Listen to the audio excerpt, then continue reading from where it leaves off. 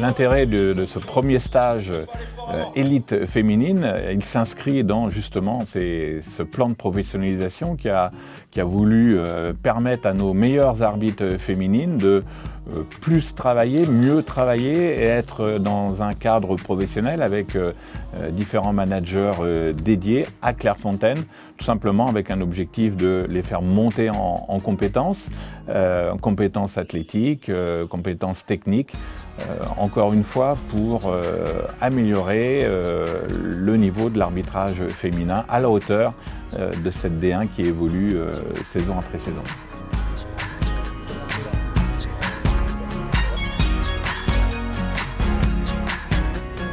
L'objectif de la séance ce matin, c'était une séance qu'on va appeler de préparation physique intégrée avec un objectif physiologique qui était un exercice de PMA, de puissance maximale aérobie. Et l'idée c'était de le combiner avec des prises de décision particulières et spécifiques à leur activité, c'est-à-dire une prise de décision ballon en finalité post-effort pour les centrales, et une prise de décision hors-jeu ou pas hors-jeu sur écran vidéo pour les assistantes. On est presque dans du travail individualisé avec ce petit groupe restreint, donc je pense que les jeunes filles en ont conscience, et c'est tout l'intérêt de ce projet, c'est de les faire monter en compétences et de les faire progresser pour qu'elles soient finalement le plus performantes possible chaque week-end. Deuxième cas, est-ce qu'il interfère avec un adversaire? Et le troisième cas, tire un attaque de sa position. Défenseur. En salle, on va reprendre des situations qui se sont produites sur les premières journées de D1 Arkema, notamment des situations de collaboration, des situations de contrôle disciplinaire, voir si le carton jaune ou le carton rouge était adapté, ce qu'on aurait dû faire, et les raisons qui ont poussé à, si on a des dysfonctionnements, regarder quelles sont les causes et quelles sont les solutions qu'on pourrait mettre en place pour les prochaines fois pour éviter que ces dysfonctionnements se reproduisent.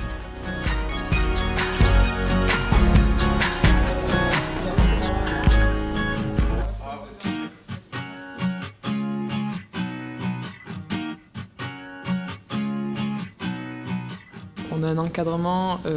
uniquement pour nous, donc c'est vraiment intéressant de pouvoir travailler comme ça sur un petit groupe. On est 3 jours non-stop tout ensemble, donc on peut faire vraiment du travail spécifique sur notre fonction et travailler la collaboration et apprendre à mieux se connaître. Ces 8 arbitres élites vont participer aux 3 stages communs avec toutes les féminines, et en plus, elles auront 4 stages supplémentaires, dont celui-ci, où elles vont être à la fois parfois seules, comme pour ce stage, ou des fois mixées avec des arbitres F2 sur des stages F2, ou avec des arbitres F3 sur des stages F3, de façon à ce que chacun et chacune puisse s'enrichir mutuellement. On a touché 36, 0, 413.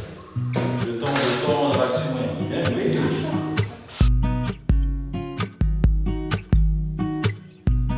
Le plan de professionnalisation de l'arbitrage féminin voulu par la Fédération a bien évidemment vocation à monter en compétence